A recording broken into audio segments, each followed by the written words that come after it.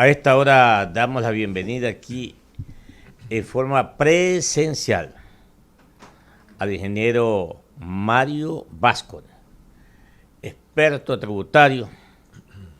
Todos los días hace su trabajo, es su actividad diaria, la tributación. Yo no quisiera ver a Mario algún día ministro de Economía. ¿Ah? Porque no es director del SRI, el director es el que cumple, el que ejecuta. En el Ministerio de Economía es que se crean las resoluciones y todas estas cosas. Porque ya tuve una experiencia, no voy a citar a este amigo. Este amigo fue conmigo, fue mi vocal en la Federación Nacional de Economistas del Ecuador. Y un día sentados en una sesión, pero ya estábamos un poco relajados, y me dice, mira Clever, dice, este gobierno, hermano, es recaudador, este gobierno es fiscalista, este gobierno obedece solamente a disposiciones del Fondo Monetario Internacional, los impuestos, este IVA, etcétera. Bueno, casi que le daba por donde quiera al gobierno en materia tributaria. Después no me cuente, porque expresamente lo fue a buscar y le digo, oye, tú no decías esto. Hermano, los tiempos han cambiado, me dijo. 7:09. Mario, qué gusto saludarte. ¿Cómo estás? Muchísimas gracias, Clever. Muy amable, gracias por la invitación. Bueno, el SRI todos los días cambia, pero ahora el gobierno envió un proyecto reformatorio a la ley de régimen tributario y su código. Conozco que ya el reglamento lo tienen listo también, pero la gente, las personas naturales, especialmente Mario, aún no digieren, porque evidentemente este tema es muy árido, porque es técnico. Y te hemos invitado aquí con Jorge, es para que tú de alguna forma le digieras a los amigos oyentes de Huancavilca, obviamente que hay empresarios que ya representan a su actividad comercial, de cualquiera de estas actividades productivas, y que son representantes legales de esta persona jurídica en este caso. Hablemos de las personas naturales. ¿Cuál va a ser la afectación ya con esta nueva ley que ya está en vigencia para las personas que ganen antes de $2,000 mensuales y las que superan los $2,000 mensuales? Ok, refiriéndonos específicamente a las personas naturales, menos de $2,000 no hay afectación. Lo que cambia la ley es que antes de esta nueva ley, para las personas que ganaban hasta $2,000 no había ningún impuesto, ahora ya hay. El tema fundamental es que no pagaban impuestos los de 2,000. No pagaban menos de 2,000. Ahora de 2,000 en adelante ya van a pagar. El tema fundamental que yo estoy escuchando es que me dice, en general la gente dice, sí, pero lo que se está afectando es solamente a una pequeña parte, no es a toda la población. En general en la ley. Según el gobierno dice solamente el 6%. Claro, ¿qué es lo que sucede? Lo que sucede es que tú antes, acá tengo una tabla que te la voy a dejar, antes tú pagabas una cantidad específica en función, esto es una tabla progresiva, ¿no? En función de los ingresos mensuales. Correcto. Pero cuando tú cambias la tabla progresiva, si bien es cierto desde el punto de vista absoluto los incrementos pueden no ser significativos, pero desde el punto de vista porcentual son bastante importantes. Por ejemplo, quien ganaba $2,000, se le incrementa el impuesto en el 100%. Quien ganaba $3,000, el 300%. Quien ganaba $4,000, 114%. Quien ganaba $5,000, 97%. Y quien ganaba $6,000, 88%. Esos son los porcentajes que se incrementa el impuesto a la renta. Alguien puede decir, sí, pero si finalmente es gente que más tiene, que más pague. Esta es una apreciación errónea desde mi punto de vista. El impuesto es a la renta, es decir, de los ingresos que uno tiene, resta los gastos y en función de la utilidad que uno tiene, paga. Impuesto Ojo, causado, ¿no? el impuesto a la renta es el impuesto más justo que existe. Así es. ¿Por qué? Porque grava en función de la cantidad de dinero que tú tienes, que te sobra, perdón.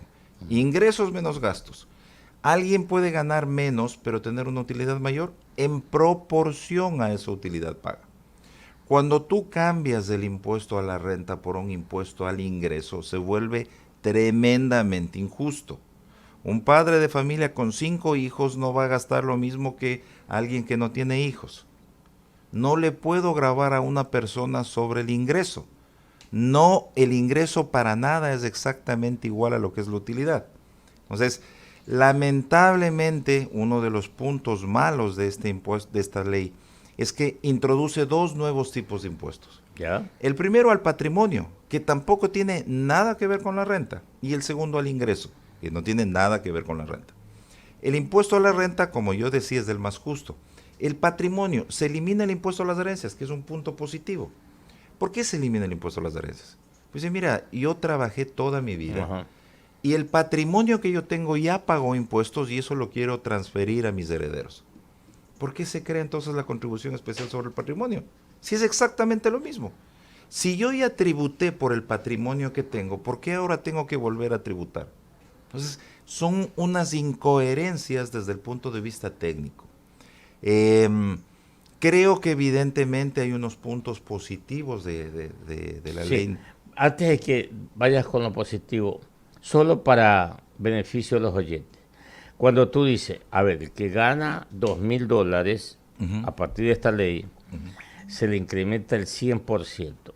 Debo entender que ese 100% es de lo que pagaba. Me invento, si pagaba $150, el 100%. Correcto, Lo entiendo ya. correcto. Es porcentualmente, ¿no? Desde el punto de vista de valor absoluto son valores menores, Ya. pero desde el punto de vista de valor relativo es en porcentaje. Claro, entonces, si alguien pagaba $150 al año, Ajá, ahora va a pagar $300. correcto. En el caso específico, por ejemplo, alguien que ganaba $2,000 no pagaba nada. Nada, así es. Entonces ahora paga 466 o va a pagar 466 y eliminados los aportes del IES y todos los Correcto. gastos.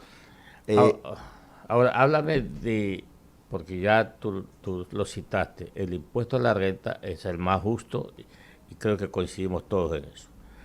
Pero ahí es importante decir que el momento que liquidaste tu impuesto a la renta del año 2020, ¿no?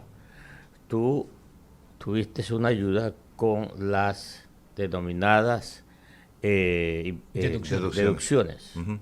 Ahí hay una afectación también. Dale. Claro, efectivamente, otro de los puntos negativos respecto a personas naturales es que se elimina la posibilidad de deducir los gastos por salud, educación, vivienda y etcétera, todos los tipos de gastos que habían. Eso tenía dos alas. Lamentablemente, cuando se crea un impuesto, normalmente se va pensando qué se tiene que hacer. Luego viene alguien y me dice, no sé, que esto no sirve, y eso es un problema. ¿Qué beneficios tenía? Primero, que posibilitaba que uno pueda deducirse gastos, con lo cual nos acercábamos un poquito más a lo que es el impuesto a la renta. Así, mira, tú ganas $2,000 mensuales, pero te puedes deducir hasta $14,000 en salud, educación, vivienda, alimentación, etcétera, varios gastos. Con lo cual me aproximo más a lo que es un impuesto a la renta, permitiéndome deducir de mis ingresos los gastos. Esta ley elimina esa posibilidad. Y adicionalmente, cuando uno pedía facturas, eso le servía para el SRI para propósitos de control, porque uno presentaba las facturas y el SRI podía cruzar esas facturas con los proveedores de los bienes y de los servicios. Entonces servía por 2 vías. Primero, a las personas naturales nos ayudaba a disminuir los ingresos y aproximarnos más a lo que es el impuesto a la renta, un impuesto más justo. Y había una norma de control, ahora ya no. Ahora hay un crédito tributario que en esencia, porque uno lee y dice, no, sabes que hasta 5,000 sí, pero si tú lees un poco más abajo dice que no pase de $900 anuales. Es un crédito tributario de $900 anuales que no sirve para absolutamente nada. Entonces, como lo que les decía, al final terminamos pagando un impuesto al ingreso, que es tremendamente injusto. Dentro de esos cambios, incluso también observábamos nosotros en este espacio aquí en Contrapunto a través de Huancavilca, y lo hicimos con un asambleísta del oficialismo, con Francisco Jiménez. Advertíamos que en ese cambio de los gastos personales, incluso para los que padecen enfermedades catastróficas, hay una consecuencia muy contundente, porque ellos podían incluso deducir hasta más de $22,000, porque en esa estructura, incluso de los 14.700, quien deseaba aplicar el 100% de esos gastos en materia de salud lo podía hacer. Y con ellos el valor subía a 22,000 por la naturaleza de sus patologías. Eso incluso debería de ser observado, ¿considera usted, con la normativa, con el reglamento que debe sacar el Ejecutivo? Un punto muy importante que usted menciona, se ha levantado también una especie de, ¿qué le puedo decir?, de creencia general que el reglamento nos va a salvar. Todo lo que esté mal en la ley, con el reglamento lo vamos a salvar. Y no es así. No, no es así. El reglamento lo único que puede hacer es aclarar el contenido de la ley. Constitucionalmente el reglamento no puede ni crear exenciones ni eliminar impuestos. Entonces, eso también tiene que tener clara la gente. Hay muchísimas personas que saben, no, mire, el reglamento nos va a salvar. El reglamento no nos va a salvar nada. No, simplemente el gobierno sí puede enviar nuevamente a la Asamblea Nacional alguna reconsideración. Eso es otra cosa. Eso es otra cosa. Eso es otra cosa.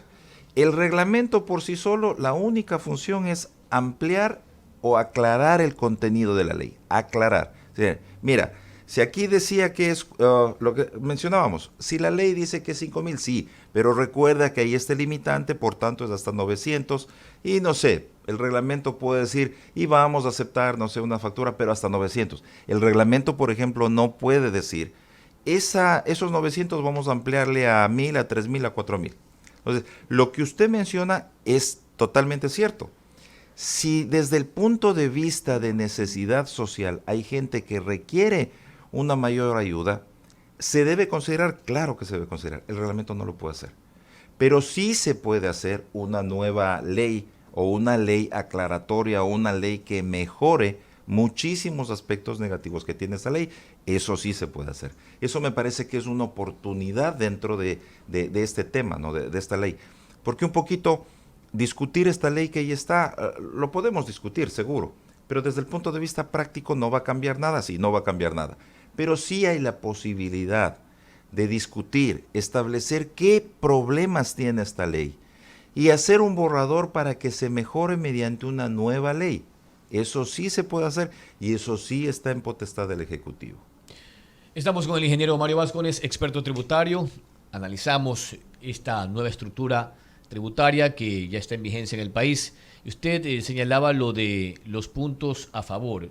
¿En qué medida podría incidir en el poder adquisitivo de manera positiva el hecho de eliminar IVA e ICE en algunos bienes y servicios? Por ejemplo, nos han hablado del alcohol, del gel antibacterial, de pañales, en el caso de las familias y demás. En el ICE, bueno, más allá de los planes de telefonía celular, videojuegos, vehículos híbridos, ¿en qué medida esto va a aportar al bolsillo de la gente en lo que se entiende como quitar ese impuesto para agregar ese dinero a los bolsillos de la población? Muy buena su pregunta. Ese es otro tema que es necesario aclarar, ¿no? Lamentablemente, como alguna vez comentábamos, Clever, los impuestos es una área tan noble que todo el mundo puede hablar de impuestos. Y entonces hay muchas cosas que no son ciertas. Primero, mira, se eliminan los pañales o se eliminan las mascarillas. Si antes costaba $1 más IVA 1.12, quiere decir que mañana ya va a valer otra vez $1. No, no es así. No es así. ¿Por qué no es así? Porque cuando usted se pone un negocio, usted hace una estructura de costos. Me cuesta esto producir este bien, este es mi margen de utilidad y a ese precio yo vendo. Cuando usted fabrica, vamos a pensar mascarillas, uno de los productos, para que sea un poquito más claro, ¿no? Si usted fabrica mascarillas, usted el IVA que pagó en la materia prima, La importación de la materia. En la importación o en la compra local de materia Así es. prima. O puede ser simplemente que compra y es intermediario. No, en la fabricación. Vamos a hacer porque vamos a ver a dónde Está llegamos. hablando del costo de producción. Correcto. Cuando yo compro materia prima para fabricar mis mascarillas, yo pago IVA. Y cuando vendo la mascarilla, antes de esta ley, yo cobro IVA. Ese IVA que pagué lo cruzo con el IVA de la venta. Entonces, para mí eso no es un costo, una cuenta por cobrar y una cuenta por pagar. Me costó a mí 80 centavos, mi margen son 20 centavos, $1 más 1.12 y usted, consumidor, paga 1.12. Ahora cambia la ley. Y la ley dice que las mascarillas no tienen IVA. Yo voy a comprar la materia prima para fabricar mi mascarilla y tengo que pagar IVA. Claro.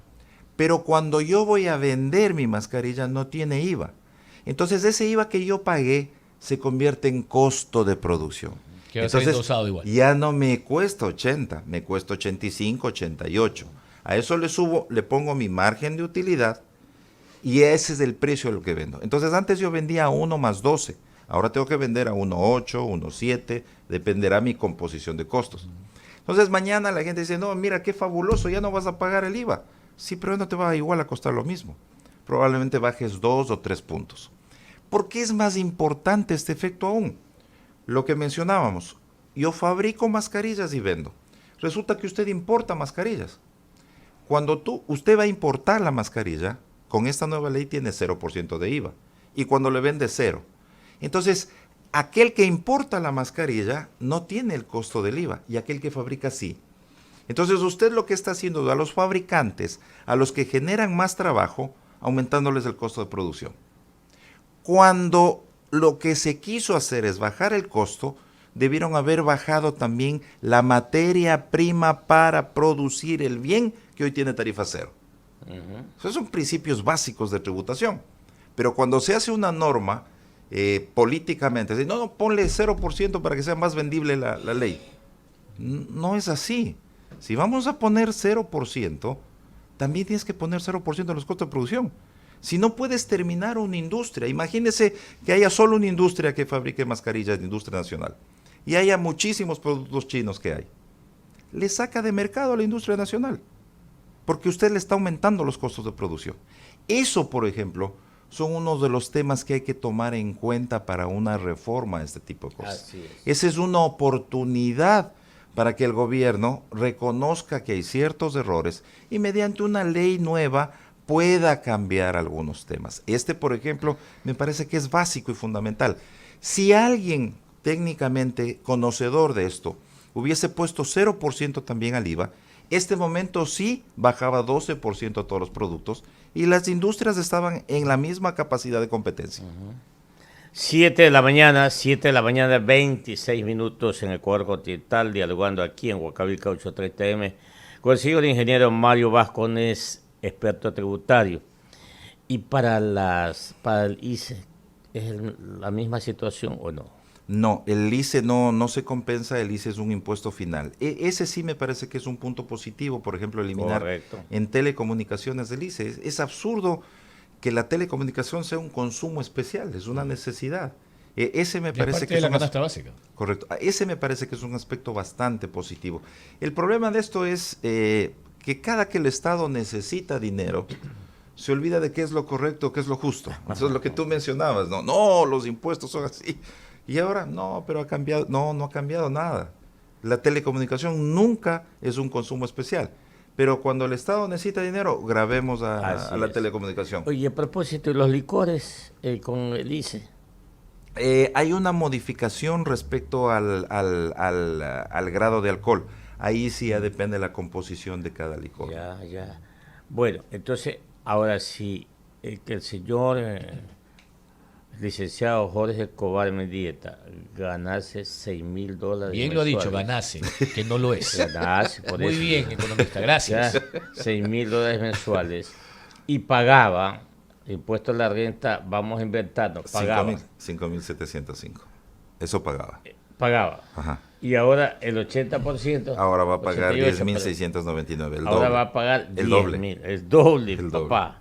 doble. Así que no aspire a ganar 6,000.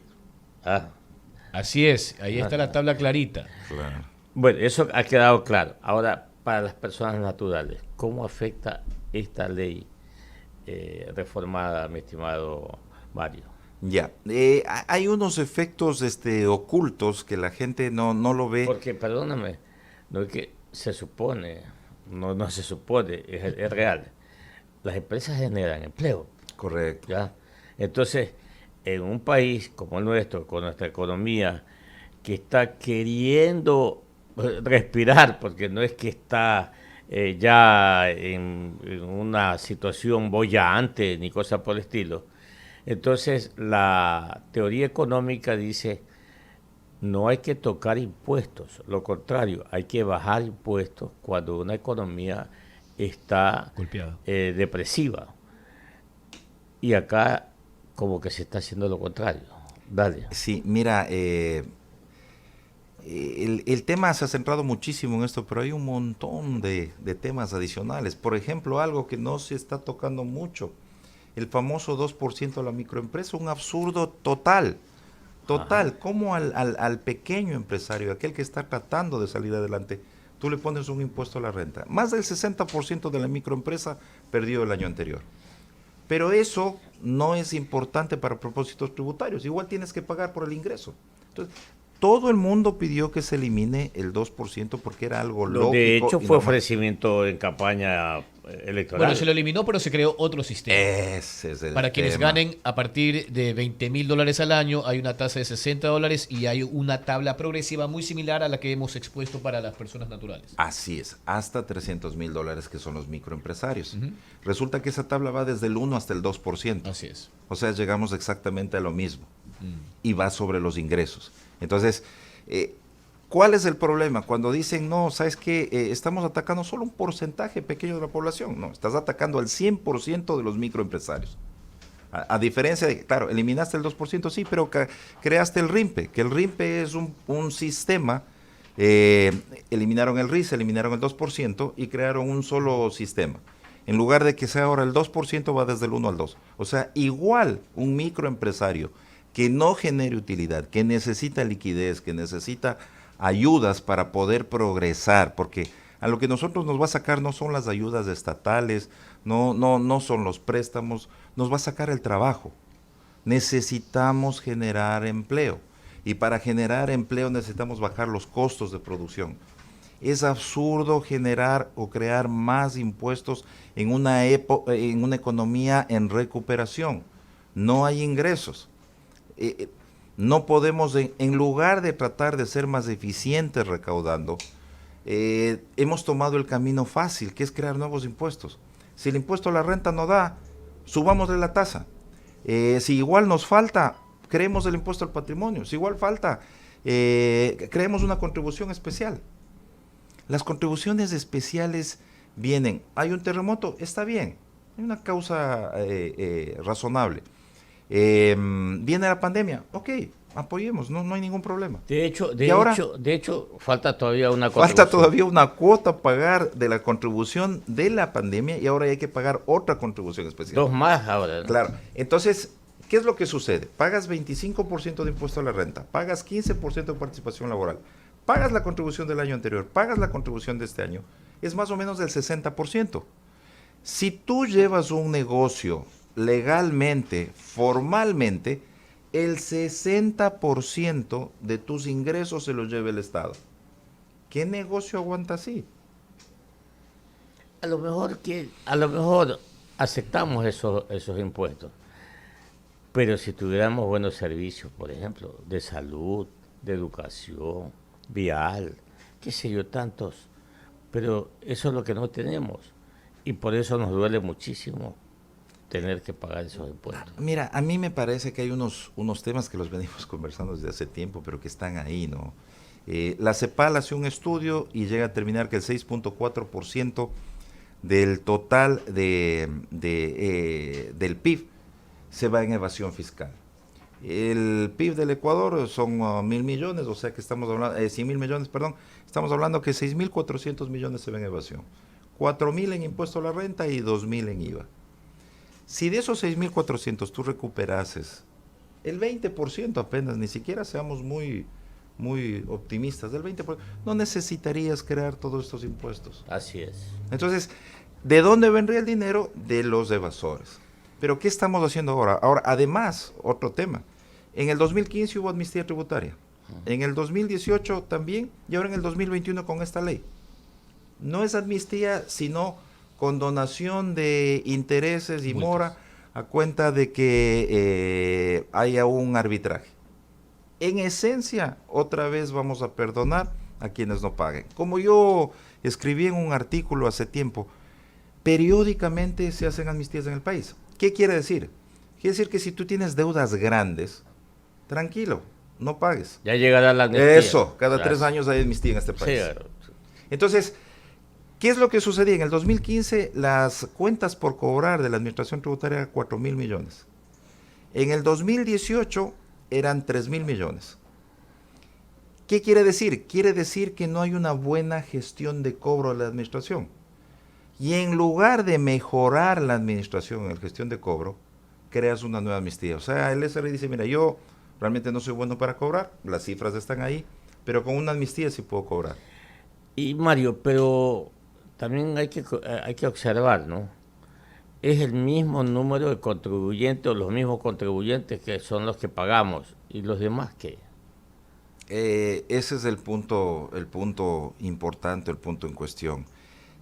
A mí me parece que hay una oportunidad buena ahora, debido a que las recaudaciones por todo este tipo de nuevos impuestos que se ha creado van a subir. Pero me parece que hay una oportunidad buena de ahora sí hacer una reestructuración al sistema tributario, que es, en lugar de cargar a los mismos de siempre, buscar terminar con la evasión tributaria. ¿Se puede hacer? Claro que se puede hacer. Ahora, una de las ventajas dentro de todos los costos sociales y económicos que tuvo la pandemia, una de las ventajas fue que la tecnología se disparó. Ahora hay sistemas digitales que ayudan para controlar absolutamente todo. Hay un sistema que mide los ingresos de las telefónicas, te cruza automáticamente el email del teléfono con el número de teléfono, y si no coincide, automáticamente lo considera que es de contrabando y le carga a la cuenta el valor de los aranceles no pagados. Increíble, no tienes que hacer nada, un software que hace todo eso. Las auditorías tributarias del SRI le toma 5 personas un año. Tú con los sistemas digitales puedes hacer en una semana una auditoría, es decir, mejoraría 52 veces más lo que sucedía antes. Y sería ideal que esa tecnología también se aplique para la ejecución efectiva de esos montos que se van por un caño. Según el BID, son más de 7,000 millones de dólares que se van por evasión tributaria en el caso Ecuador.